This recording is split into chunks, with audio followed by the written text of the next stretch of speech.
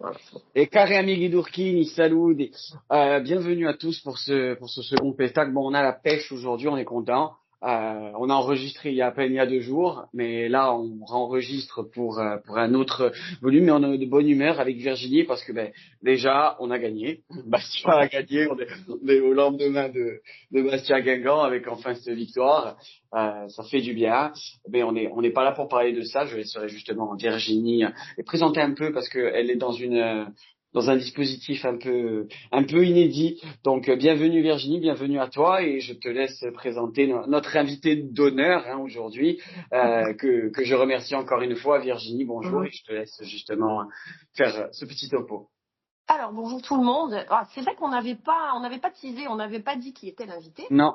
On avait simplement dit, moi je crois que j'avais mis sur Twitter un Tercan de 1978. Et Il y en a qu'un qui a deviné. Il y en a qu'un qui a deviné, mais on n'a pas confirmé que c'était ça. Non, on n'est pas sûr.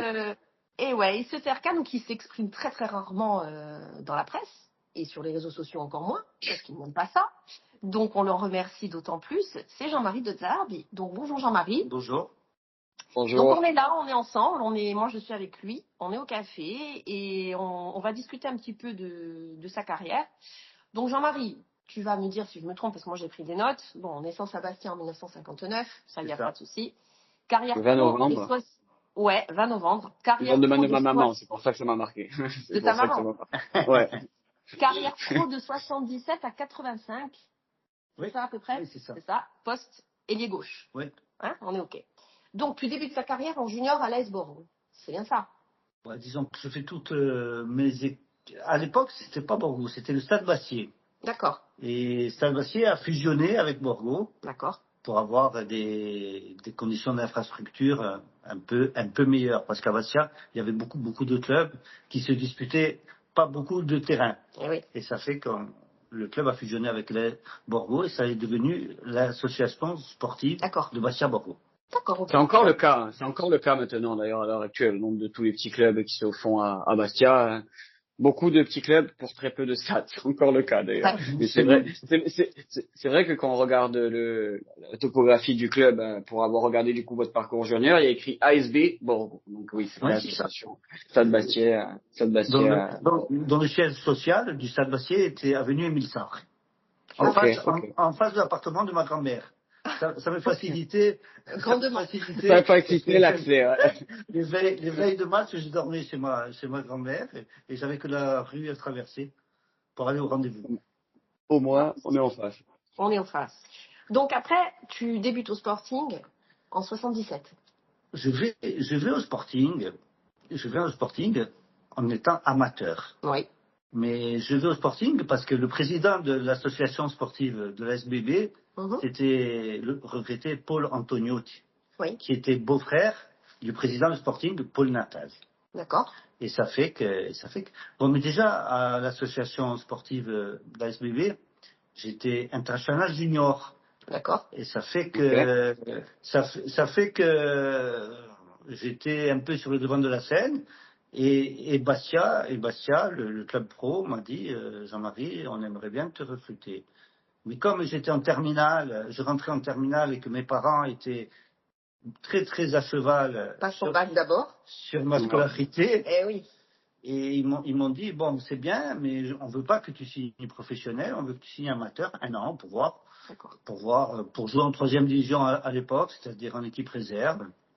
Et puis voilà, ça fait que j'avais signé 1 an. Alors, à l'époque, je gagnais 1000 francs, c'est-à-dire 150 € par mois.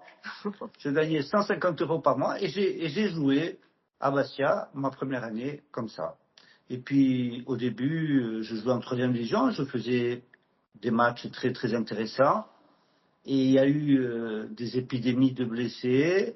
Et comme M. Cahuzac regardait beaucoup les matchs de la réserve, et en semaine, on faisait beaucoup d'opposition entre l'équipe première et l'équipe réserve.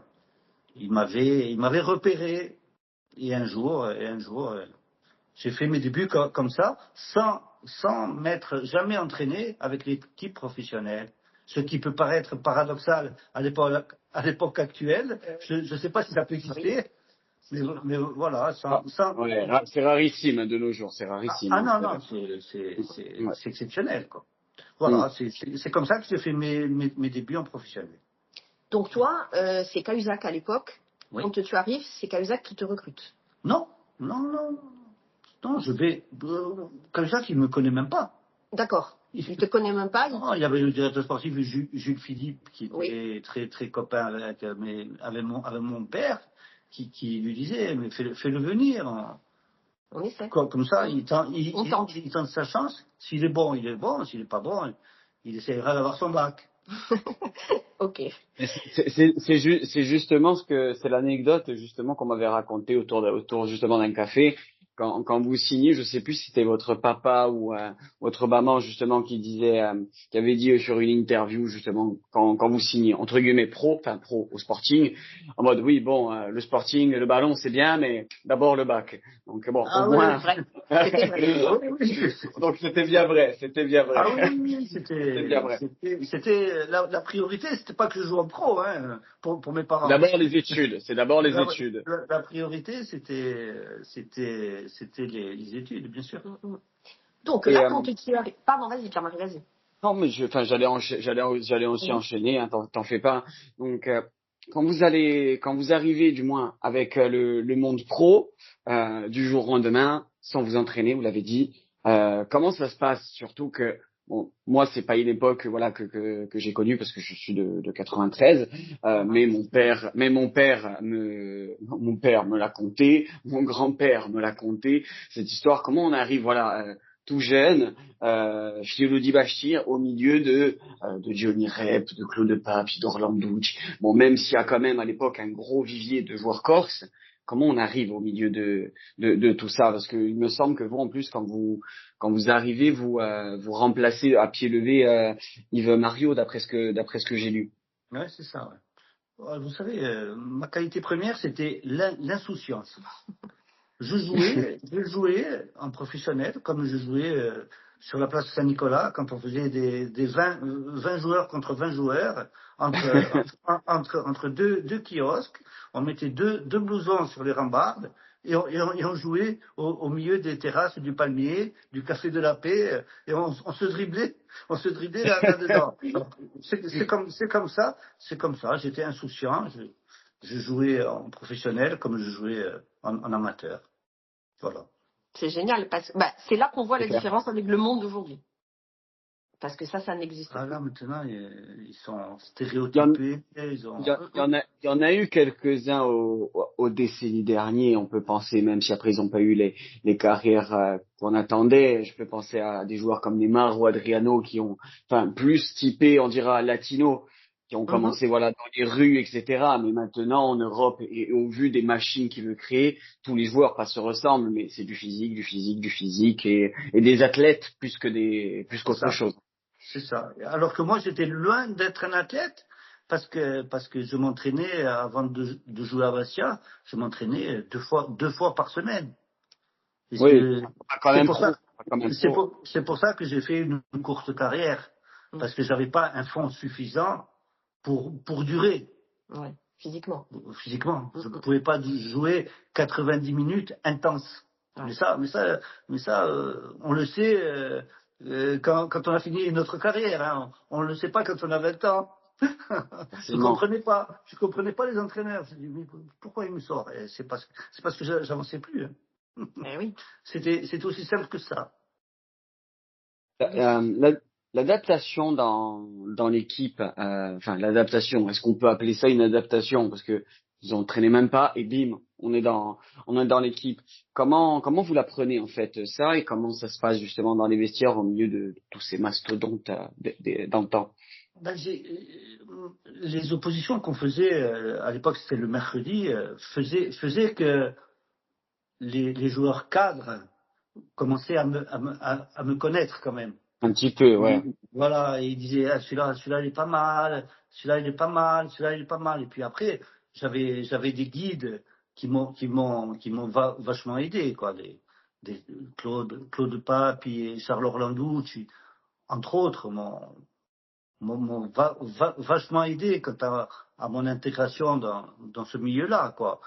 il me protégeait, entre guillemets, quoi. Il me protégeait. Oui, parce que tu as quel âge quand tu arrives au Sporting, tu as... J'ai 17 ans et demi et je commence à jouer en octobre. J'allais avoir 18 ans en novembre. Et j'ai pas 18 ans que je commence, quoi. Ouais. Oui, donc à l'époque, surtout, c'était rarissime, hein, un gosse de 17 ans qui commence à jouer au ballon, c'était rarissime. Hein. La preuve en est, pendant des années, c'était Paganelli qui avait eu le record de Ligue, enfin du moins en Ligue 1 du plus jeune joueur, et c'était rarissime. Comme vous, monsieur De Derbe, c'était rarissime de voir ça. Maintenant, c'est plus commun de voir des gosses maintenant on voit même de 16. On pense au jeune du Milan qui a commencé à 15 ans, donc c'est moins commun, mais à l'époque, vous avez cité Paganelli justement. Ouais. Il a pas duré, lui non plus. Lui non plus, il a pas duré. C'est pas possible. Voilà, parce que gars trop jeune, petit gabarit aussi. Voilà, pas de fond physique. Là maintenant, vous arrivez à 18 ans. Vous avez fait 3 ou 4 ans de préformation ou de formation. Vous avez 8 entraînements par semaine. Comme vous avez dit tout à l'heure, c'est des athlètes. C'est ça. C'est des athlètes. Ça. Et si en plus ils sont bons footballeurs, c'est encore mieux. Ouais. Quoi. C'est clair. Bon, il y en a pas mal. Virginie, toi, peut-être qu'on va rentrer dans ce qui nous intéresse, peut-être je sais pas d'ailleurs si c'était le premier match Newcastle, mais on va en venir. C'est justement où est le premier match, c'est pas Newcastle. C'est pas Newcastle, non. C'est Sporting Portugal, non? Le mien? Ouais. Non. Non, mais le tien, non, mais de l'épopée de l'épopée, oui. Voilà, de l'épopée. J'étais au bar Le Rallye, le match était à l'extérieur, et le match aller, j'étais derrière le grillage en train de regarder, quoi. D'encourager. C'est génial.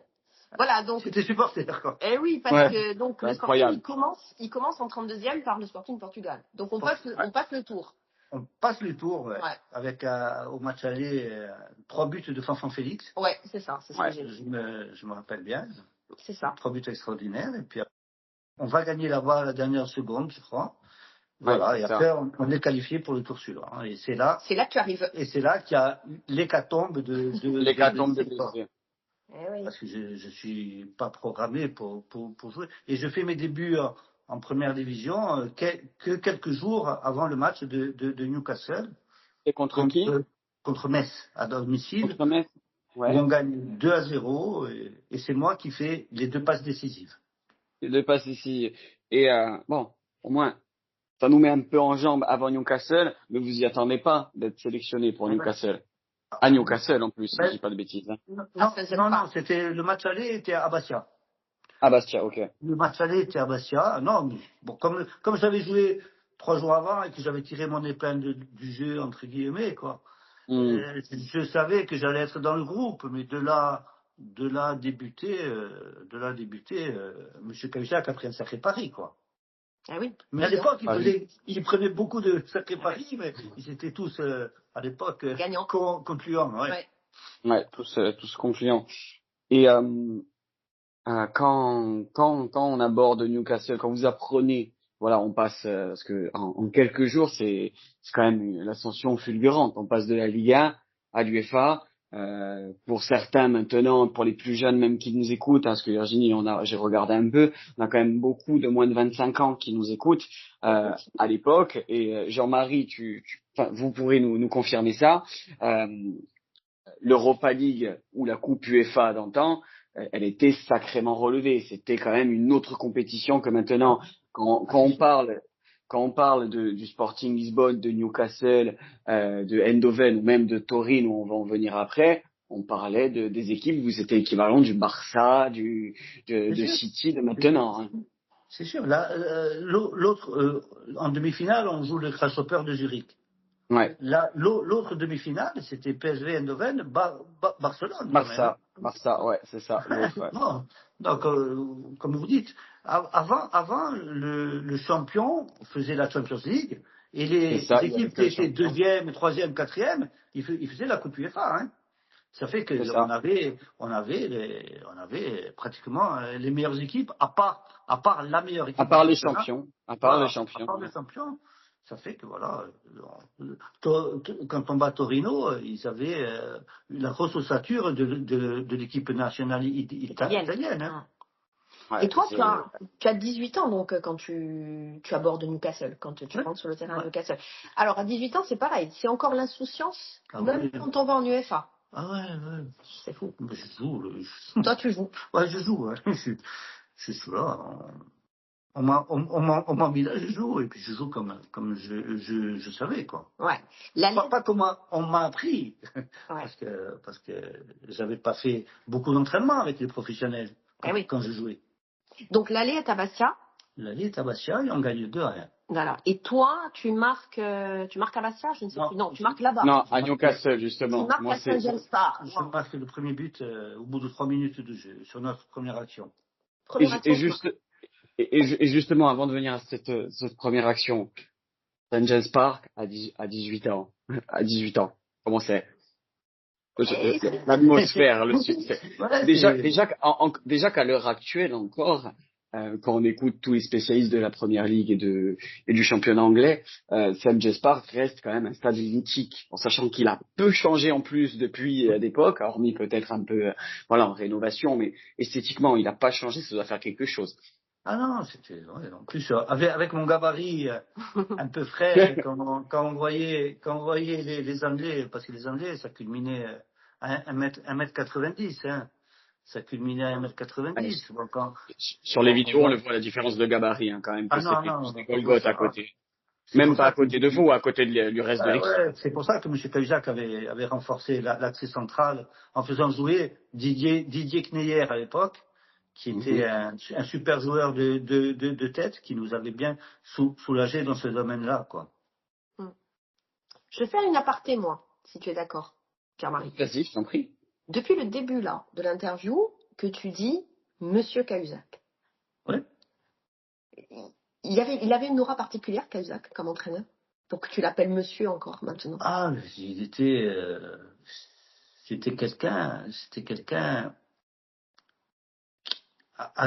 Il fallait gagner sa confiance. Ouais. Il fallait gagner sa confiance. Et quand on gagnait sa confiance, il nous défendait à mort. Par contre, quand on le trahissait, ou quand on était moins performant, ou quand on n'était pas dans ce qu'il voulait qu'on soit, là, il savait être dur.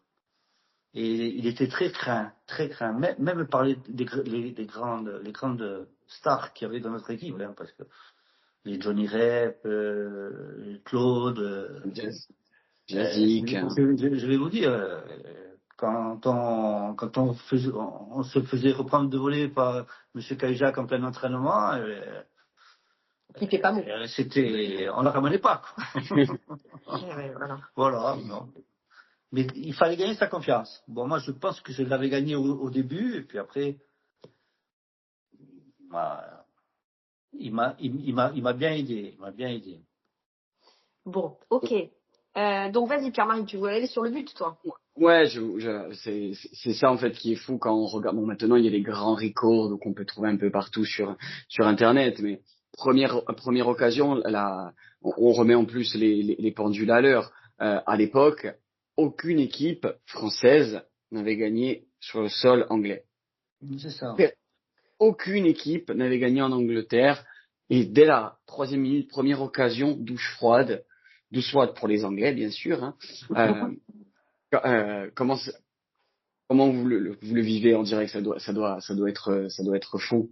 Ça doit être fou. Vous le réalisez même pas. Vous le réalisez qu'après, justement, parce que beaucoup nous disent que sur le moment on réalise pas, on réalise qu'après ce qu'on a fait. C'est vrai que c'était assez jouissif, mais bon. Mais après, on met le deuxième 5 ou 6 minutes après. On gagne 2-0 au bout de 10 minutes. Bon, ils chantaient, je pense qu'ils étaient dans un état second, les supporters. Mais bon, au bout de 10 minutes, on les attendait plus, quoi. On les attendait plus. On avait combien? Je sais pas, 200, 300 Bastier qui avaient fait le déplacement. Ouais, On n'entendait que. C'était particulier comme ambiance. Ça reste encore aujourd'hui potentiellement un de vos plus beaux souvenirs. Un des plus beaux, oui, pas le plus beau. Pas le plus beau, mais on va en venir peut-être plus tard. Oui, un des plus beaux, incontestablement. Ouais. Parce que c'était mon premier but en pro, en plus. C'est ça, en plus. Et je le marque à Newcastle. Ouais, c'est magnifique. Voilà. La suite. On passe à la suite, c'est le Torino. Allez. Si je dis pas de... Oui, parce que... Non, les huitièmes, je crois que c'est pas contre Cardiena, justement. Non, c'est le Torino, non, c'est le Torino. À chaque fois, je confonds entre les deux. Non, j'ai pris des notes quand même avant de venir. Alors bon, je vais revérifier, mais c'est le huitième, c'est Torino. Le Torino, c'est 77 et c'est ça. C'est en 78. Oui, c'est vrai. Torino, en plus, dans les conditions dantesques qu'on connaît à Torino, sous la neige, etc. Mon parrain, à l'époque, avait fait le déplacement, d'ailleurs. Chez moi aussi, ouais. Ils avaient tous fait le déplacement. Bon, nous, on vivra peut-être jamais ça. On ne sait pas. Il ne faut jamais dire jamais. Il ne faut jamais dire jamais, c'est vrai. Parce que mine de rien, on a vécu quand même, enfin, moi, en 31 années de vie, j'aurais jamais pensé connaître des finales ou autres. Finalement, j'en ai connu 2. Donc, on ne sait jamais ce que l'avenir nous réserve. Maintenant, avec les conférences, etc., si le Sporting remonte en Ligue 1, bon, c'est pas le débat du jour, j'ai envie de dire. Ouais. Mais on précise quand même pour ceux qui nous écoutent que le podcast est particulier pour nous parce que ni toi ni moi n'étions nés en 77-78. C'est la première fois, c'est la première fois qu'on se retrouve dans ce registre-là. Ouais, donc, si on a des approximations, c'est normal, c'est parce que nous, on ne sait que ce qu'on nous a raconté, ce qu'on a trouvé sur le net. Hein. Donc, Torino par la suite, là, ça se passe comment? Le début, c'est le match aller, Sébastien ou c'est Torino? Sébastien, c'est le... Et on gagne 2-1 et les joueurs de Turin, quand ils voient le stade, ils rigolent. Ils rigolent, ils disent, bon, la veille, ils s'entraînent, ils disent, bon, c'est bien, mais le stade où on va jouer, c'est lequel? Les gens lui disent, c'est celui-là. Ah oui.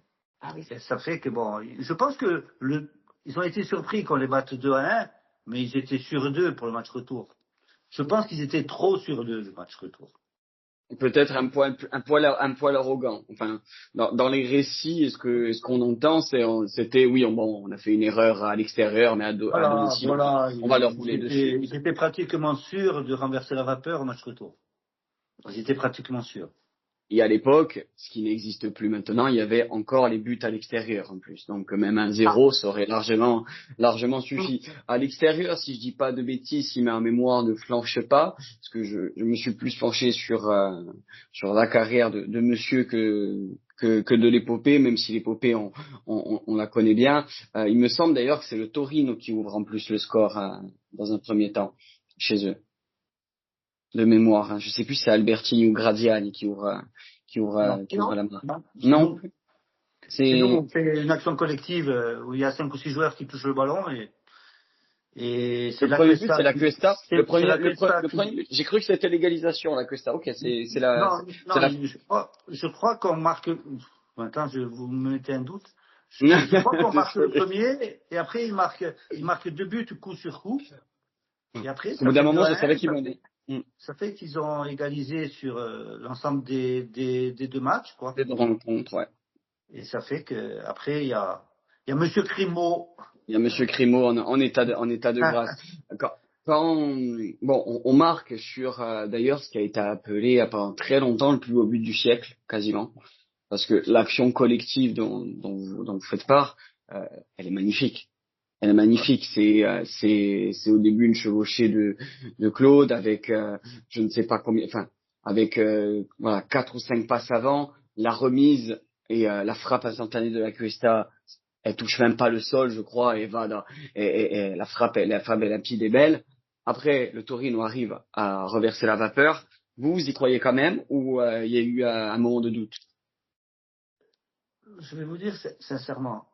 Déjà, quand on est rentré sur le terrain avant le match, quand on a vu les 15 000 les drapeaux bleus et blancs et les drapeaux corses, on s'est dit, bon, on est à Turin, mais On est à la maison. On est un peu chez vous. Ça aurait pu être Fourias, quoi.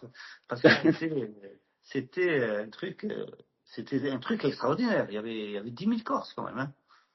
C'est incroyable. Et d'ailleurs, sur les vidéos, pendant qu'on renverse la vapeur et surtout en fin de match, c'est sur YouTube. Virginie, je sais pas si tu l'as déjà vu, mais je t'invite à le regarder. Mais sur une action, tu as une action quelconque et tu entends le Allez Bastia, allez Bastia, et tu entends ça, tu entends le Ave Bastia.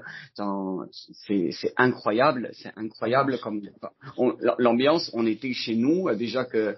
À l'heure actuelle, on se monte la seigle parce qu'on se considère comme des monstres, mais alors même depuis bien longtemps, depuis bien longtemps. Euh, et du coup, le renversement pour revenir à ce match-là, qui est quand même, j'ai l'impression que c'est à partir de ce match-là où tout le monde commence à y croire aussi de la part des Bastia, à aller jusqu'au bout de ce groupe. Je dis pas que le Torino était le grand favori parce que comme on a dit, il y avait Eindhoven, il y avait le Barça aussi hein, de l'autre côté.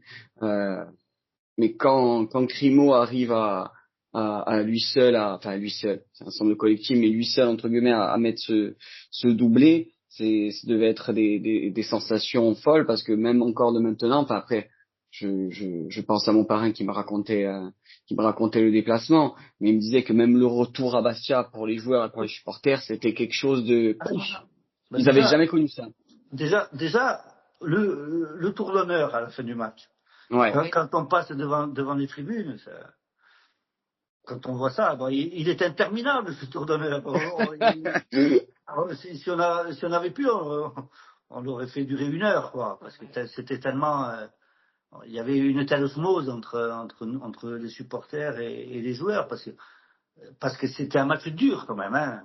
Moi, en plus j'ai fait tout le match. J'ai fini vraiment sur les rotules. Hein. J'ai vraiment fini sur les rotules. C'était un match avec beaucoup d'intensité, beaucoup de rythme. Et quand tu finis comme ça, bon, c'est vrai qu'après le retour, je vais vous dire, moi j'étais rentré dans la nuit et j'avais un cours important au lycée Marbeuf. Je ne sais pas si vous connaissez le lycée Marbeuf. Oui, bien sûr, bien sûr. C'est Johnny Gaul, mais Marbeuf, oui, bien sûr. J'allais au lycée Marbeuf et on avait vu sur le port. Ah ouais. Et on voit les gens qui arrivent. Et on voit les bateaux arriver avec les drapeaux bleus et blancs. Alors, je vais vous dire ça. Mais c'est dingue. Ça remue quand même. Oui, c'est dingue parce que lui, il est élève. Et oui, c'est ça qui est fou. C'est incroyable. C'est comme si moi, là, demain, j'avais un de mes élèves qui avait participé à un quart de finale de Coupe UEFA. C'est incroyable. Et le lendemain, il prend des Et le lendemain, il est en cours avec moi. Ouais, il est en cours d'anglais avec toi pour passer un partiel. C'était incroyable. C'était un cours à ne pas manquer. J'y étais sans y être, quoi. Bien sûr. Bah oui, j'imagine que là, même physiquement, c'était. Et puis en plus, les yeux des autres élèves, bon. Oui. Et puis, ça me gênait, bon. Moi, j'étais timide. Et puis, on a la tête aux études à ce moment-là. Ben, je l'ai eu un peu. et je l'ai perdu au fil du temps, je l'ai perdu. Et ça fait que je me suis présenté au bac, mais je ne suis pas allé au bout de toutes les épreuves. Malheureusement, surtout pour mes parents, qui ne sont plus là maintenant, mais bon, je pense que si entre l'épopée en Coupe d'Europe et le bac, je pense que. Ils auraient préféré le bac quand même. Je pense qu'ils auraient préféré que j'ai un bac. Ok, alors la suite. Ouais, on peut continuer sur le quart. Oui, vas-y, je te laisse enchaîner sur. Le quart Zessiena, c'est ça? Oui, parce que là, on joue début décembre Turin et après on attend mars. Ah, il y a 3 mois de sécurité. Parce qu'à l'époque, les quarts de finale étaient en mars. D'accord. On commence à domicile ou là-bas? On commence à domicile. C'est là où il y a le. Mais après, en mars, on récupère tout l'effectif, quoi. D'accord. Et ça fait que bon, mes participations sont beaucoup plus espacées. Tu joues moins. Je joue nettement moins. D'accord. Mais tu rentres quand même. Je rentre contre Iéna, je rentre le match aller. D'accord. Je rentre le match aller à 4-2 et je crois que je tire 2 corners, je crois, qui donnent 2 buts. On gagne 7 à 2. 7-2, ouais. 7-2, Mais c'est... à l'époque, comme Karsia Siena était en Allemagne de l'Est, Ouais, c'est ça. l'Allemagne n'était pas réunifiée. Et ça fait que là-bas, janvier-février, ils ne jouaient pas au foot. Parce qu'il y avait des conditions climatiques. Oui, les pauvres. Parce que je me rappelle du match retour. Enfin, après, on va arriver au match retour. Et ça fait qu'on prend une équipe qui n'est pas en compétition, quoi. Ouais, qui est pas en cours. Il a plus joué. Voilà. C'est une équipe qui a peu de matchs derrière elle. Et ça fait que ça nous aide parce qu'ils ont complètement explosé en deuxième mi-temps. D'accord. Parce qu'en premier temps, on l'a eu un peu dur, mais en deuxième mi-temps, on les a complètement explosés. D'ailleurs, le score 7-2, c'est, bon, j'ai envie de dire, c'est rare. Chaque fois qu'on tire au but, on marquait. Voilà, je veux dire, c'est encore rare dans le foot actuel. Ceci dit, heureusement qu'il y a encore des similitudes entre avant et maintenant. Mais voilà, c'est le genre de match où la réussite est à 100%. La réussite est à 100%. Au grand joie des supporters comme des joueurs, là, d'ailleurs. Pleine confiance. Et c'est notre 7e victoire consécutive. Ouais, c'est vrai. Et c'est enfin, je dirais pas la dernière, mais c'est la 7e parce que le match retour était particulier. Il faisait moins 20. Il faisait moins 20, on perd le match et M. Cahuzac, en deuxième mi-temps, se retourne vers le banc de touche. Il voit nos tronches sur le banc de touche frigorifiées. On avait des couvertures, des parkas, des bonnets, 3 paires de gants. Il s'est dit, mais je vais faire rentrer personne. Et il a fait chauffer personne. Et il n'y a personne qui est rentré. Je crois que c'est le seul match où on joue avec le même 11 du début à la fin du match. Ouais. Ça m'a marqué le froid là-bas parce que c'est sûr, Allemagne. J'aurais préféré être sur le terrain. Oui. Ok. Alors le demi, les Grasshoppers. Les demi, c'est les Grasshoppers. Ouais. Alors là, pareil, on débute à domicile ou on débute à l'extérieur? On débute à l'extérieur. Ah, et le retour est à Fourrière. Voilà. Et on perd là-bas 3-2. On perd 3-2 là-bas. On perd 3-2 là-bas. Tu joues? Non, je joue pas. Et... Tu y vas? Tu es du voyage? Ouais, je suis du voyage et il y a un tournoi de l'équipe de France junior et le club demande à ce qu'il me libère pour le match de Grasshopper et M. Cahuzac ne me fait pas rentrer. D'accord. Ça fait que je suis rentré ni le match aller ni le match retour. Sur celui-là. D'accord, ok. Sur celui-là. Et le match pas trop de déception. Pas trop de déception. Du moment qu'on se qualifie, non. Ah, oui. Vous savez, quand on me faisait jouer, je prenais ça comme du bonus, comme du bonus, comme un cadeau, quoi. Je me posais pas de questions à me dire c'est pas normal. Hein. Je ne veux pas jouer alors que j'ai fait les matchs précédents. Non, il y a les gens que j'ai remplacés sont revenus dans leur état de forme. C'était tout à fait logique qu'ils fassent jouer les titulaires. Les titulaires. Mais on va y revenir à ça, à ce qu'il est en train de nous dire, Jean-Marie, parce que là aussi, on est complètement sur un truc différent d'aujourd'hui. Parce qu'aujourd'hui, on n'est plus sur des enfants gâtés qui rouspètent assez souvent et assez vite auprès des entraîneurs. Et toi, à l'époque, donc, tu as 18 ans, tu es en Coupe UEFA, tu as joué, tu as marqué, et puis d'un coup, on ne te fait plus rentrer. Et bof, non, l'essentiel, c'est qu'on se qualifie. Je ne suis pas sûre qu'aujourd'hui, tu aies les mêmes réflexions et les mêmes mentalités dans les équipes. Je suis même sûre du contraire. Tu vois? Merci, je pense qu'il y en a encore, mais plus trop. Mais peu. Il y en a encore certainement, mais ouais, à mon avis, c'est pas la même. Je parle. Bon, on va en parler. On va faire un petit aparté, mais je pense que les entourages des joueurs n'aident pas. N'aident pas le joueur. Moi, ils m'ont pas aidé, mais je pense que maintenant ça doit être multiplié par 100, quoi. Ils m'ont pas aidé parce que quand on rentre à la maison, ah, tu n'as pas joué, oh, c'est pas normal, l'entraîneur il comprend rien. Ah, ça n'a pas changé. Et oui, là, avant c'était que les parents, maintenant c'est les amis, c'est les copains, c'est les réseaux sociaux, c'est les copines, c'est les réseaux sociaux avec tous les entraîneurs derrière les claviers qui disent comment faire l'équipe, alors qu'ils regardent jamais les entraînements. Ouais. Voilà, c'est ça. Mais je pense que c'est les entourages qui sont néfastes.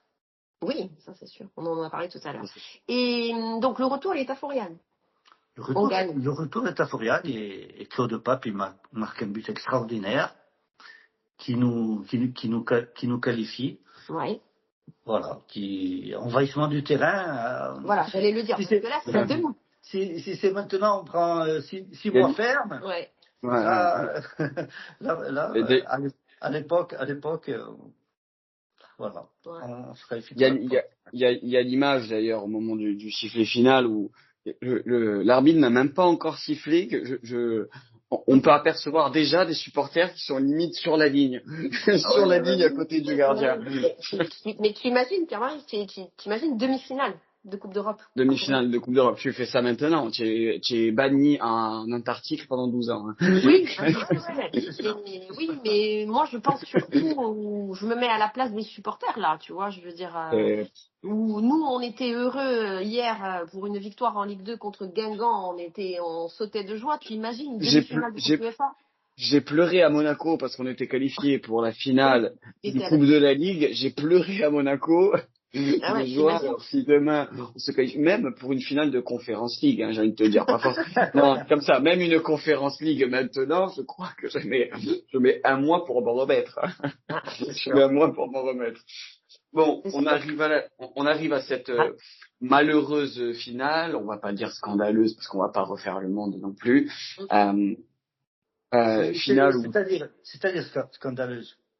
Non, quand je dis scandaleuse, c'est parce que le match aurait dû être reporté vu les conditions météorologiques, c'est pour ça. Mais on n'est pas dans la même époque, on n'est pas dans le même contexte où un match était si facile entre guillemets à reprogrammer à l'époque, quoi. Je pense que le match a eu lieu parce que ça a drainé tellement de télé, tellement de journalistes, tellement de monde extérieur à Bastia, je dirais. Hein. Oui, bien sûr. Je pense qu'ils ont été dans l'impossibilité de le refuser, enfin de pas l'annuler, quoi. De remettre le match. Je pense.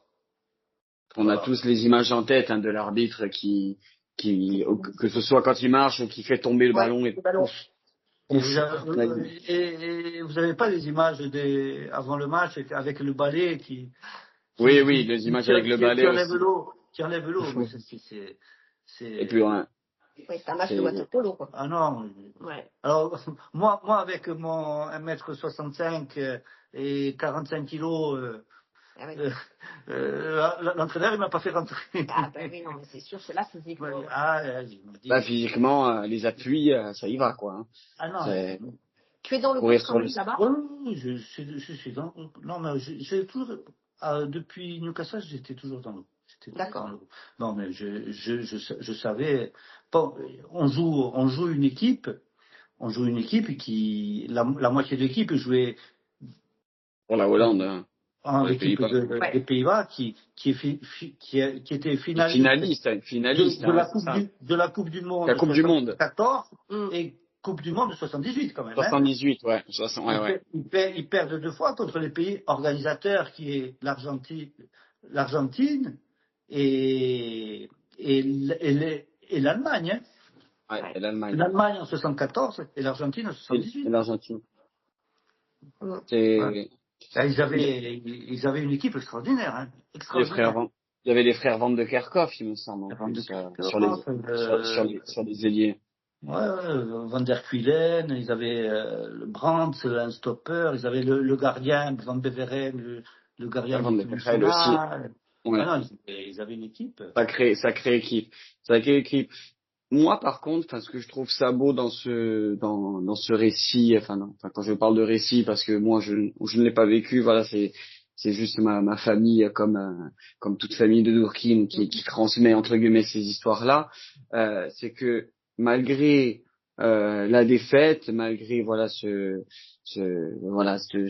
frustration due à ce match aller et les conditions météorologiques, ma question va venir, c'est que ça reste quand même une fierté d'avoir fait tout ce beau parcours, d'être arrivé jusque-là avec le Sporting, avec les moyens du bord d'époque, même si l'équipe était stratosphérique, mais voilà, on a parlé du stade Vestuste, etc. Donc mine de rien, ça aide pas comparé à certaines infrastructures, je pense dont vous avez joué. On a parlé voilà de tous ces déplacements et même en France en général pendant le championnat, ça a été quand même une fierté c'est quand même une des plus grosses fiertés de votre carrière, cette campagne européenne.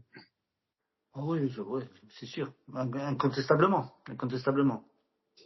En tant que supporter, même voilà, je pense à mon défunt grand-père, à mon parent ou autre, ça reste encore de maintenant la plus grosse fierté du Sporting. J'imagine même pas en tant que joueur que ce soit le cas, quoi. Ouais, avec la victoire en Coupe de France en 1981 aussi, quelques années après. Ouais, c'était quand même. Oui, finalement, toi, tu es arrivé sur le Sporting des années fastes. Hein. Tu es vraiment arrivé sur les années. Ah oui, il était sur les bonnes années. Ouais. Bon, la déception, quand même, elle est là. Oui, la déception. On a perdu. Je pense que sur ce match-là, ils étaient meilleurs que nous, sans aucun doute. Ouais. Mais c'est sûr qu'on finit l'aventure par 3-0. Ouais, c'était. On fait 0-0, d'abord. On fait 0-0 oui. À domicile. On fait 0-0 et là-bas on se retrouve. Et je rentre à une demi-heure de la fin, je crois. D'accord. Ouais, Là-bas, tu rentres? Oui, je rentre là-bas. Je rentre à l'extérieur parce que le terrain était sec. D'accord.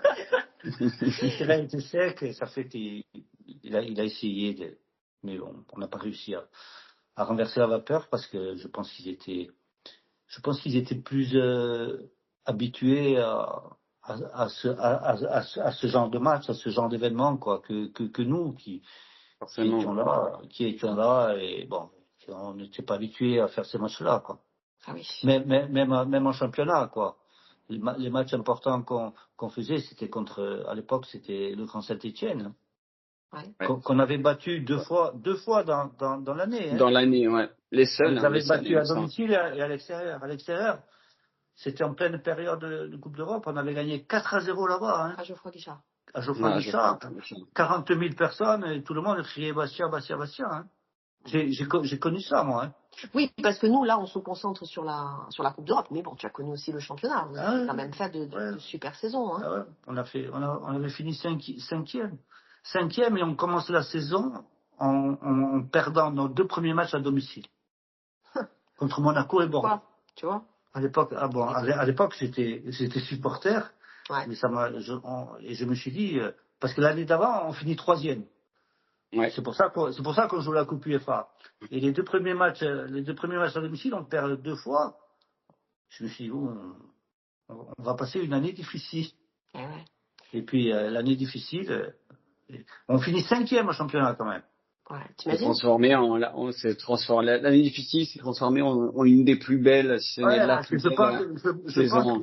Je pense que si on n'a pas la Coupe UEFA qui nous a pompé énormément d'énergie, forcément. Je pense qu'en championnat, on aurait pu gratter encore quelques places. Eh oui. Virginie, si tu veux enchaîner sur la suite de la carrière au Sporting de Zerbi avant d'arriver justement à cette reconversion. Oui, bon, la suite, on l'a dit, bon, l'événement marquant encore après, bien sûr, c'est la Coupe de France 81. Oui. On fait de belles saisons après 79, 80 en championnat. On fait de belles saisons. Tu as quel souvenir de ça? Pas terrible? Moyen, parce qu'il y a... Non. Il y a des départs, il y a les premiers départs. Cahuzac, c'est en vacances. Monsieur Cahuzac fait une année après la Coupe d'Europe. Donc en 79, il s'en va. Voilà, et c'est monsieur Desrumel qui arrive. Ah, c'est pas Antoine Redin encore? Non, c'est Jean-Pierre Desrumel qui reste 1 an au club. D'accord. Et après, c'est monsieur Redin qui arrive. D'accord, ok. Et donc c'est Monsieur Redin qui arrive pour le 80-81. Ouais. D'accord. Il Donc vient, nos années. il vient de Nancy à l'époque. Il vient de Nancy, d'accord. Donc nos années de championnat, pas terribles, on végète un peu. Ouais, bon, on est au milieu Entre- au milieu de tableau. On passe des bonnes années de Ligue 1, quoi. Ouais, d'accord, ok. Et donc sur 81, bon, on va pas s'étaler autant, mais quand même, il faut en parler. La Coupe de France 81. Toi, comment ça se passe sur les matchs? Tu joues? Non, je suis pas. T'es pas titulaire. Je suis pas dans. À l'époque, il y avait 13 joueurs. Il y avait 11 joueurs. Oui. Plus Et 3 deux remplaçants. Ouais. Non, 2 remplaçants. Seulement 2. Ça fait que les déplacements, même les Ah ouais. déplacements, on se déplaçait à 13. Hein. Ah purée. C'était un défenseur, un milieu à l'extérieur. Et à domicile, c'était un milieu et un attaquant. Hein. Ouais, les places, c'était cher, quoi. C'était pas cher. Ah ouais. Alors, comme j'étais peut-être moins performant, mais j'avais pas les mêmes relations avec M. Redin qu'avec M. Cahuzac et avec M. Destrumel. C'est vrai. Voilà. D'accord, ok. Et ça fait que je jouais nettement moins. D'accord. Et j'ai fait dans cette épopée-là, j'ai fait le match contre Auxerre, ça devait être en 16e de finale. C'était en 16e de finale. D'accord. Voilà. Et après, j'ai. Oui, parce que j'ai vu sur la compo de la finale, effectivement, que tu n'y étais pas, donc j'ai compris. Ça reste quand même un bon souvenir? Ah oui, on était dans les tribunes avec Claude Pape, qui n'était pas concerné, lui non plus. Ouais. Et on était contents et fiers de remporter la coupe, quoi. Ah ouais. Claude était blessé? Pardon? Claude était blessé, pardon? Non, il n'était pas. Il n'était pas sélectionné. Il n'était pas sélectionné. C'était à l'époque, il y avait Joël Henry qui jouait numéro 10, qui avait fait une saison. Je ne sais pas si ça vous dit quelque chose, mais il avait fait une saison extraordinaire. Il avait fait une saison extraordinaire. Et M. Redin a préféré faire le choix de Joël Henry. Après, ça lui a donné raison. Et ça fait que ça fait une Coupe d'Europe supplémentaire. Eh oui. Étant donné qu'on a. Eh oui, donc on a gagné la Coupe. On a gagné la Coupe. Oui, je viens de là, d'accord. Et à l'époque, c'était pas la Coupe des Coupes, justement. Sur quand on gagnait la Coupe des Coupes. C'était la Coupe des vainqueurs de coupe. Ouais, c'était la Coupe des vainqueurs. Ouais, c'est ça. Et on avait battu, je crois, un modeste club finlandais le premier tour. C'est ça. Et le deuxième tour, on se fait éliminer contre le Dynamo Tbilissi. À l'époque, c'était. Club géorgien. Géorgien, mais à l'époque, c'était russe. Hein. Russe, l'ex-URSS, Yougoslavie. Ça fait que c'était une grosse équipe aussi. Hein. Ouais, forcément. Il n'y avait pas encore Larry Bosman et tous ces trucs. Donc forcément, les joueurs restaient. C'était vraiment une grosse cylindrée et on avait perdu, je crois, les 2 matchs. Et l'année suivante, on fait demi-finale de la Coupe de France et on joue au Parc des Princes contre Saint-Étienne de Platini. Mm-hmm. Et là, je suis titulaire en demi-finale et on perd le match. D'accord. On perd le match au Parc des Princes. On perd 2-0, je crois. Oui, c'est ce que j'ai noté, ok. Ta carrière au Sporting en tant que joueur, elle s'arrête en 85? Non. En 83. Oui, 83, pardon, j'ai noté. En 83, il faut que je parte parce que. Tu pars à Tours, c'est ça? Ouais, parce que je jouais de moins en moins, quoi. Eh oui. Je jouais de moins en moins et ça fait que pour ma carrière, je me suis dit, bon, il vaut mieux que je m'exile. Ouais. Tu restes 2 saisons. Qui est en seconde division, c'est ça, Tours, à ce moment-là? On est en 2e division. Et vous êtes champion, non? Et on monte, et on accède, en fin de saison, on accède en première division. Vous finissez champion, d'après ce que j'ai vu, non? C'est ça? À l'époque, les groupes de Ligue 2 étaient. C'était deux groupes, ouais. Il y avait le groupe Sud et le groupe Nord. Ouais, c'est ça. Et nous, on gagne le groupe Nord, et c'était Marseille qui gagnait le groupe Sud. Et ça fait qu'on monte avec Marseille. D'accord. Voilà. Donc 2 saisons FC Tours qui se passent bien puisque tu accèdes Voilà. à la saison. Après, on est en première division et après. Et tu pars à Meaux, c'est ça? Et après, j'essaye de revenir à Bastia, mais Bastia est dans une situation critique et puis bon. Et Ça se fait pas. ça se fait pas. Ça se fait pas et je me dis bon, je vais m'arrêter, ma carrière, je vais faire autre chose quoi. Oui. Et tu fais une saison à Meaux quand même. Je fais une saison à Meaux. Et l'autre à Évry, d'après ce que j'ai lu. À Viry-Châtillon. Ouais, dans la région parisienne. Je vais à Meaux parce que l'entraîneur c'est Monsieur Anziani, qui était l'oncle de joueur, l'oncle de Philippe. Oui. Ça s'est super bien passé. On fait un super parcours en Coupe de France. On rate l'accession le dernier match, la saison en Ligue 2. Oui. Et après, je vais à Viry-Châtillon parce que l'entraîneur c'était André Guédon. Qui joue en Coupe d'Europe avec moi, qui est malheureusement disparu. Ouais. Et je reste deux ans là-bas et après. Et après tu mets un terme à la carrière. Voilà. Et après je rentre définitivement à Bastia. En Corse. Ok. Sur cette carrière de joueur, si tu devais nous donner, alors je crois qu'on a la réponse, l'entraîneur qui t'a marqué. C'est Monsieur Cahuzac. Monsieur Cahuzac, mais j'ai bien aimé Monsieur Destrumel aussi. Ah oui, sur une saison, ouais. Oui. Il avait des principes, Moi, j'ai bien aimé son contact. Mais c'est vrai que Monsieur Cahuzac, incontestablement, quand on est entraîné par un monsieur comme ça vous remue, quoi. Oui, ça vous pousse. Ça vous remue. D'accord. Et un joueur, si tu devais en plusieurs. Ou trois, au moins trois. Je pense qu'il y en a eu quelques-uns quand même. Je pense que avec qui j'ai joué que j'ai vu jouer à Bastia. Avec qui tu as joué et éventuellement après. Avec qui j'ai joué, il y a Claude Papi, incontestablement. Johnny Rep, par ses qualités et par sa simplicité, alors que c'était un des meilleurs joueurs du monde, quand même. Hein. Et je pense que quelqu'un dont tout le monde se moquait, je pense que tout le monde se moquait alors que on n'aurait pas dû se moquer. Je pense que c'est Charles Orlandouche. Parce que Charles avait des qualités de footballeur extraordinaires, des qualités physiques extraordinaires. C'est le seul qui courait aussi vite que Johnny Rep. Et ça, il y a personne. Moi, je le voyais à l'entraînement parce que je m'entraînais avec eux.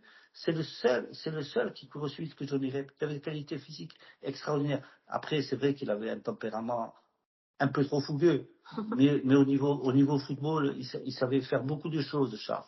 Et c'est un joueur qui m'a vraiment marqué. Tu as gardé contact avec certains? Très peu, parce que je suis un solitaire. Malheureusement, je suis un solitaire. Ça me fait très plaisir quand je les revois, beaucoup, mais je suis malheureusement un solitaire. Bon. Et joueur, du coup, que vous avez vu, que vous avez vu qui vous a marqué? J'étais à Bastia l'année 76-77. J'étais dans les tribunes, j'étais derrière le grillage, derrière Dragan Zagic. Et ce que j'ai vu faire à ce joueur-là, je l'ai rarement vu faire à quelqu'un, à un autre joueur. De visu, je parle, hein. Parce que c'était extraordinaire, un joueur extraordinaire. En plus, je jouais au même poste que lui. J'allais dire, on jouait au même poste. Non, c'était pas. Je lui arrivais pas à la cheville, mais bon, c'était vraiment. Il savait tout faire. Et ça m'a. Après, j'ai eu la chance de discuter quelquefois avec lui. Et les meilleurs joueurs, c'est les joueurs les plus simples. Ouais, oui, c'est sûr. C'est pas étonnant.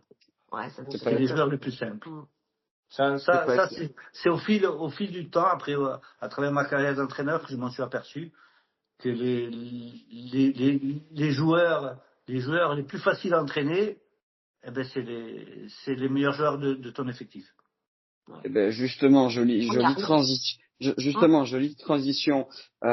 Début 90, vous arrivez sur les bancs de touche, quasiment 20 ans d'ailleurs de carrière d'entraîneur adjoint, pas sous la même bannière, mais en tout cas avec la même personne. Comment cette transition se passe justement des terrains au banc? Que ce soit par les contacts ou l'envie d'ailleurs de coacher ou c'était naturel? Non, c'est pas naturel parce que j'avais intégré l'entreprise familiale d'assurance Ouais. et il y a eu cette malheureuse catastrophe. Oui. Ok. Bien sûr. Il y a eu la catastrophe et le directeur du centre de formation, qui était Christian Villanova à l'époque, Ok. intègre le staff dirigeant et libère la place d'entraîneur formateur. Et c'est Frédéric Antoinette qui prend sa place. Et comme Frédéric Antoinette entraînait la 3e équipe, et il passe entraîneur de la 2e équipe, il cherchait quelqu'un pour le seconder. Et on avait passé des diplômes ensemble, et un jour, il m'appelle, il me dit est-ce que ça t'intéresse de rentrer à mi-temps au club pour m'aider, pour me soulager, quoi, pour entraîner l'équipe qui était en DH à l'époque. Ouais. Voilà. Et ça commence comme ça. Et ça commence comme ça. Et puis, un an après, il intègre les professionnels. Il prend l'équipe. Moi, je prends l'équipe réserve avec les jeunes pendant un mois. Et puis après, à l'époque, les effectifs pro étaient entre 25 et 30 joueurs quand même. Ouais. Et il était tout seul. Il m'a dit, Jean-Marie, est-ce que tu veux monter avec moi en professionnel? Alors, je suis allé voir mon père. J'ai dit, papa, je vais tenter le coup. Je ne sais pas si ça va durer, mais je vais tenter le coup. Ouais. Voilà. Et c'est comme ça que ça s'est fait. 94, c'est ça? 94, avec une finale de Coupe de la Ligue. 95. Ouais, exactement. C'est ça. Ouais. On arrive entraîneur octobre 94. Ouais. Et on fait la finale mai 95. Ça, c'est moi, c'est ma première finale. Et d'ailleurs, c'est la première finale. 14 ans. Et d'ailleurs, c'est la première finale de la Coupe de la Ligue en passage. Oui. Qui vient toujours de voir son apparition. Et là, on s'est déplacé à beaucoup aussi, hein. Je m'en souviens, on s'était déplacé à beaucoup, hein, les Bastiens. On était partis en avion spécial, affrété. Et pour l'anecdote, ça va vous intéresser. J'ai fait 4 finales de Coupe de la Ligue avec Frédéric, avec 4 clubs différents. Ah ouais. C'est vrai, oui, c'est vrai, je l'ai, avec, si je dis pas de bêtises, il y a, et on en a perdu 4. J'allais te dire, voilà, 4 perdus.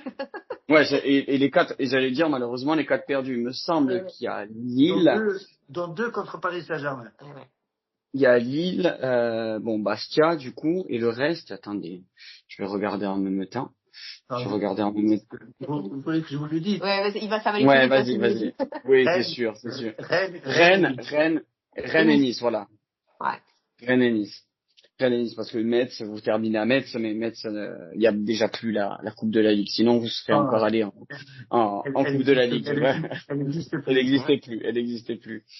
n'existait plus. In fine, avec Fred, la relation, parce que finalement vous êtes suivi ou vous l'avez suivi, je pense que c'est après c'était mutuel, mais le contact, on dira professionnel et je pense amical, du coup se fait instantanément pour avoir collaboré ensemble autant d'années. Oui, c'est sûr. On a passé des bons moments, des mauvais aussi, hein, parce que des fois. C'est bon, hein. Des fois, c'est compliqué. Hein. Vous savez, quand on arrive à Lille, Lille était à quelques points de la relégation. On, on maintient le club, on finit en milieu de tableau, on fait la finale de la Coupe de la Ligue. Et le président, c'était M. Sédou. Ouais, Et Michel Sédou. Monsieur Sédou vend. Et, Bon, et il vend à un sacré loussic qui fait parler de lui depuis pas mal de Lopez. temps. Monsieur Lopez. Et Monsieur Lopez, il nous licencie pour mettre des gens à lui, quoi. Ah oui. Et ça fait qu'on est. C'était la première année où on est licencié, quoi. Mais bon, on n'est pas licencié parce que faute de résultats, hein, mais on est licencié parce qu'on change de parce qu'on représentation. change de Ouais. repère et parce que c'était Lille, il y avait beaucoup à faire. Il y avait des conditions de travail extraordinaires. On avait une bonne équipe en plus, mais bon. Après, les hommes sont ce qu'ils sont, quoi. Bon, ce qui me fait plaisir, c'est que partout où il passe, Oui, voilà, il a le même résultat. il terrasse. Ça, c'est Là, vrai. en ce moment, il y a eu Bordeaux, mais là, en ce moment, c'est la grosse crise aussi du côté de Boavista, club, de la banlieue de Porto, ouais. Le club en Belgique aussi, le club en Belgique aussi qui est au bord Il de a la touché à faillite. d'autres sports, hein. Il a touché à la Oui, Formule aussi, 1 la F1 qui a plombé. avec le Lotus. Hein. Ouais. Avec Lotus aussi qui a plombé. Bon, de toute façon, on va pas venir à ce curieux personnage. Pour éviter, voilà, de parler de chaque club de adjoint, parce que sinon on est obligé de faire une autre émission. Non, mais complètement. Mais bon, on va pas parler de chaque club. Moi, là où je voulais en venir, c'est plus sur la partie, et d'ailleurs, ce qu'on a dit un peu en off pendant ces 2-3 minutes, Virginie, pour parler, voilà, vraiment. On parlait que maintenant le foot c'est pas le même métier, on parlait de sportif à athlète et même la transition en tant que joueur et entraîneur. Vous comment vous résumérez ça maintenant à l'heure actuelle, c'est-à-dire les gros changements en fait des mentalités qu'il y a eu à travers ces décennies. Franchement, bon, comme Virginie a dit, il y a les réseaux sociaux maintenant. Ouais. C'est sûr que ça. Les joueurs actuels vivent beaucoup à travers ça, quoi, à leur image. À leur image plus qu'à leur performance, je pense. Et je pense que je ne sais pas si c'est un bien pour le sport, pour le football, parce que je trouve que l'essence même du foot et du sport est bafouée, quoi. Le don de soi, voilà, maintenant, le don de soi, je ne le perçois pas dans le football actuel. Enfin, je sais pas si je me fais bien comprendre, quoi. Ce truc de Se remettre en question, remettre en question, là maintenant, on se surévalue constamment, quoi. Ça, c'est sûr. Se surévalue constamment. Et les réseaux sociaux, je me permets aussi de rajouter ça, on en a discuté tout à l'heure et on en a eu la preuve aussi là sur les derniers matchs.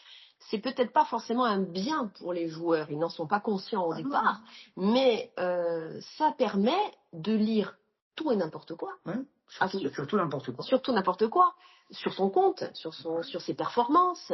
Et au final, c'est quelque chose qui plombe, je pense, plus le joueur qu'autre chose. Ça ne l'aide pas, en tout cas, à performer et à aller de l'avant. À se surpasser. À se surpasser, voilà. J'ai cherché le mot tout à l'heure. Ouais, à se surpasser. C'est vrai que sur les réseaux, moi qui ai travaillé pendant plusieurs années dans ces médias-là, à travers un différent corps de métier qu'actuel pour moi personnellement, mais on peut avoir, Dieu merci, du bon parce que comme Virginie, hein, nous on s'est fait de rencontres sur les réseaux. Comme il peut avoir du bon, mais c'est l'entonnoir est très vite fait. l'entonnoir est très vite fait. Je peux penser à certains joueurs de Bastia à l'heure actuelle où on s'est le plus rapproché limite sur les réseaux. Bon après, la vie, Dieu merci que la vie réelle existe et qu'on s'est rapproché plus de ça. Mais ça, c'est que quand on parle de surévaluation et même un moral plombé, c'est-à-dire c'est vrai qu'un joueur qui a pas les pieds sur terre et qui a tendance un peu à trop à rêvasser, il va soit être frustré de voir toutes ces critiques parce que on oublie que sur Twitter c'est un défouloir de, comme dirait Fabrice Eboué, hein, du Dédé du bar qui va juste exprimer ses conneries, hein, qui va juste exprimer ses conneries. Et à l'inverse, si justement le joueur fait trop de prestations et que tout le monde, comme on appelle ça maintenant, des fanbases entre guillemets, du coup ses groupies plutôt, plutôt ses groupies, autant va se reposer sur ses lauriers. Dieu merci, il peut avoir du bon dans les réseaux, mais malheureusement c'est trop mal utilisé. C'est trop mal utilisé et trop mal éduqué par rapport à ça, que ce soit et ça pour moi c'est pas forcément full aux encadrants de le faire, hein. C'est une question d'éducation depuis petit, des parents, etc. Le mal est beaucoup plus profond pour les réseaux, hein, d'ailleurs. Et tout à l'heure vous m'avez demandé la différence entre il y a l'argent aussi, hein, l'argent qui rentre en. Vous savez que dans la région parisienne, pas seulement dans la région parisienne, parce que maintenant ça commence à s'étaler un peu dans les grandes agglomérations, c'est que les joueurs font vivre des familles, des amis. Je ne sais pas si vous avez suivi l'affaire Pogba. Moi je l'ai un peu survolé. Je l'ai un peu survolé. Mais à un moment donné, le gamin, il fait vivre, il arrive dans sa banlieue, il donne de l'argent à tout le monde, quoi. Ça pouvait pas exister. Au temps où je jouais, ça pouvait pas exister. Si c'est pas trop, enfin c'est pas une question d'indiscrétion, mais c'est juste pour que nous on arrive à avoir une idée. À l'époque, quand tu joues par exemple en Coupe d'Europe, quand tu joues la 81, que tu es pro avec le Sporting, c'est quoi le salaire à peu près par rapport à aujourd'hui? Le mien? Ouais. J'étais amateur. Ouais. 150 € par mois. Ah ouais. Même pendant la coupe. Il avait le statut. J'avais les primes. Ouais, c'était pas les primes. J'avais les primes, voilà. Ouais, c'était pas les primes d'aujourd'hui, quoi. Les primes, c'était 800 €, 900 € le match gagné, hein. Ouais. Okay. Mon salaire en fin de mois, c'était 150 € pendant un an. Ouais. Et après, le club m'a proposé un contrat. Non, à l'époque, j'avais pas l'âge, c'était stagiaire. Il fallait que je fasse 2 années stagiaire et 4 ans pro. Il fallait que je signe 6 ans dans le club.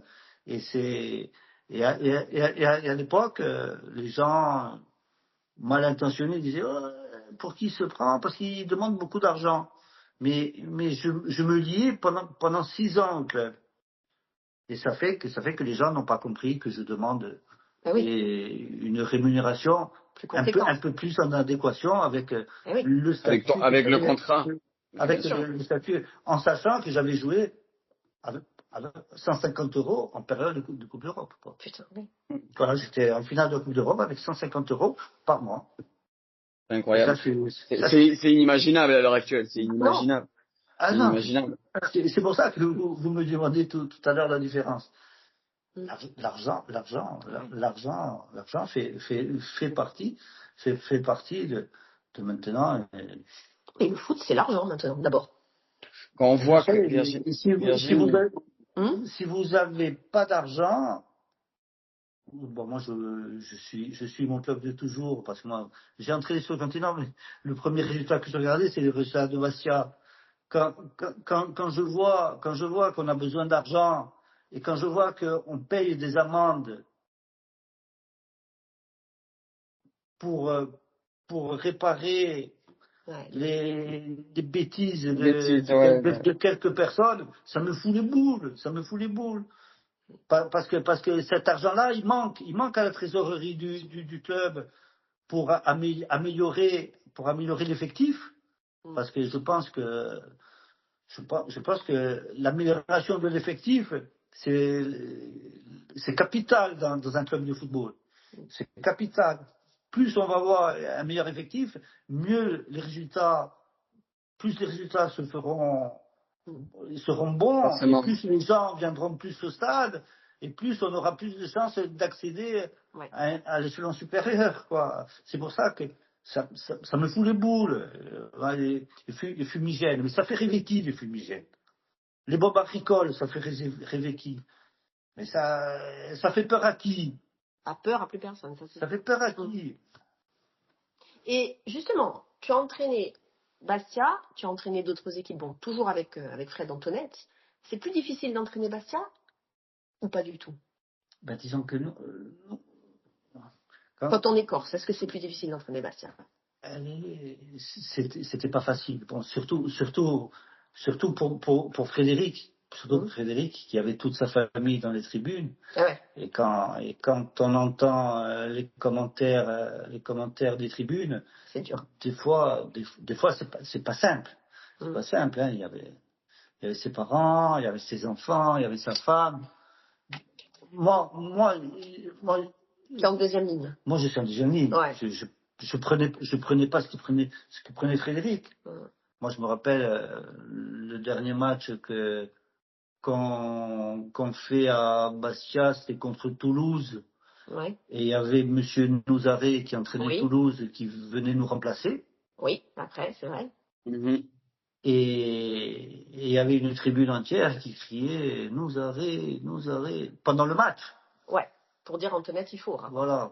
Alors, on perd à 1-0 le match, et à la fin, on gagne 5-1. Ah ouais. Et on qualifie le club pour l'Intertoto. Oui, exact. Parce qu'à l'époque, il y avait l'Intertoto. On gagnera après. On l'a gagné en 97. On l'a gagné en 97. On a gagné. Et M. Nouzaré, la première déclaration qu'il fait quand il arrive, il a dit bon, moi l'Intertoto, c'est pas intéressant pour le club. Et nous qui avons tout fait pour vous qualifier, pour nous qualifier, et on se fait éliminer au premier tour par un club improbable de Serbie. Ah oui, je m'en souviens. Slaven Belupo. Oui, je pense que c'était un nom prononcable. Je ne sais pas s'ils ont gagné un autre match dans leur vie. Et on s'est fait éliminer par Slaven Belupo à l'époque. Alors ça fait que, vous savez, le public bastier, il est dur. Hein. Le public bastier est difficile avec les gens. On en parlait tout à l'heure. On en parlait sur les joueurs actuels, on disait c'est dur. Alors ils se font critiquer, les joueurs corses. Et après, quand l'entraîneur les fait pas jouer, il dit ah ouais, mais bon, il n'y a pas assez de joueurs corses. Ouais. Le joueur corse, il faut qu'il soit très bon. Hein. Ouais. Il n'a pas le droit à l'erreur, le joueur corse. Parce qu'ici n'est que bon, le pauvre. Ouais, c'est ce qu'on disait tout à l'heure sur les joueurs de l'effectif actuel. Hein. Et tout à l'heure en off, il m'a dit qu'il n'aime pas parler du passé. Et qui pensait que le passé n'intéresserait personne. Moi, je pense qu'il a tort. Je pense que ça va intéresser beaucoup de monde.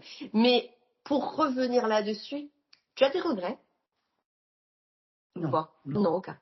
Non. Les regrets que je peux avoir, c'est que j'étais pas formaté pour faire une longue carrière. J'avais pas un coffre suffisant pour durer, quoi. Et bon, ça, c'est là. Tu peux rien y faire. Hein. Je peux rien y faire. C'est la génétique. C'est la génétique. Alors, moi, j'aurais aimé être footballeur pro, mais j'ai même pas fait une saison. Oui, parce que vous êtes il est un peu le même physique que toi. Hein. Ah, d'accord. Voilà. C'est pour ça que je dis ça. Parce que les gens qui essayent de me décrire comme joueur me disaient, oh, il était rapide. J'étais loin d'être rapide. J'étais vif. C'est vrai.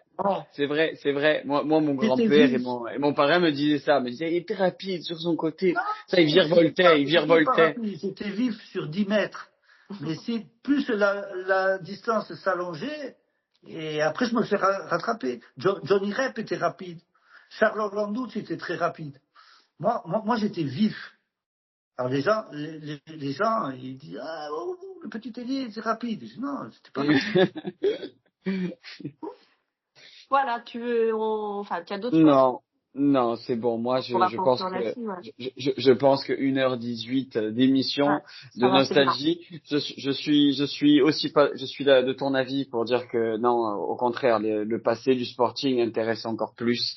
Et c'est Ouais. en faisant en racontant aussi, en comptant le passé du Sporting que justement les jeunes générations qui ont eu pour le moment la malchance de pas connaître grand chose, hein, parce que certains sont nés avec la nationale 3, 2, 1. Ouais. Bon, c'est beau parce qu'ils connaissent des ascensions, mais émotionnellement, ils n'ont pas encore vécu de choses aussi intenses qu'on le compte. L'écart s'agrandit malheureusement Forcément. entre le haut et le bas. Et le bas, forcément, mais je pense le bas va avoir de plus en plus de mal à exister. C'est sûr. Sauf à super bien travailler, quoi. C'est ça. C'est bien pour ça qu'il faut professionnaliser ce club. Ouais, parce que les gros, ils se servent où? Ils vous prennent les meilleurs d'en bas. Ils vous prennent les meilleurs d'en bas. Vous savez, le bon joueur, il commence à jouer. Et puis, avec son petit club, bon, moi, je parle de Bastia, mais bon, après, le joueur qui flambe à Bastia, eh ben, l'idéal, c'est qu'on le garde longtemps, mais on va pas le garder longtemps, quoi. Ah oui, on a toujours la même problématique. Tu as quand même toujours des contacts avec Fred Antonet. Bien sûr. Ça dit que toi, ça te tenterait pas de... Non, toi, c'est fini. À mon âge. Ah, j'ai cru que tu allais demander autre chose, tu vois. À mon âge, non. Ouais. Donc, pas de une retraite bien méritée. Voilà, quand même. Et d'abonner en tribune sud. Ah, en tribune sud. En tribune sud. En tribune sud, du coup, vous vous retrouvez en Ah, bon. Non. Je suis du côté des sages. Voilà. Bon, attends tout, mais Jean-Marie Dezerre, merci beaucoup en tout cas pour ce moment. Pour ce moment, c'est un riche privilège que voilà de parler enfin, j'ai envie de dire, avec avoir la chance de parler, même pour les auditeurs qui nous écoutent, d'avoir la chance d'écouter pour les plus jeunes, ben voilà notre histoire, parce que ben moi si je suis tombé amoureux du Sporting, autre que mon grand-père qui m'a mené en Ligue 1 puis Ligue 2 au stade, ben c'est aussi à travers toutes ces histoires-là, et c'est important de les garder et surtout de les transmettre. Donc juste pour ça, merci pour tout ce que vous avez apporté à Bastia et merci pour ce magnifique moment. Ok. Merci beaucoup. Allez, au revoir. Merci Virginie. Bye. Ciao. Merci Jean-Marie. Ciao.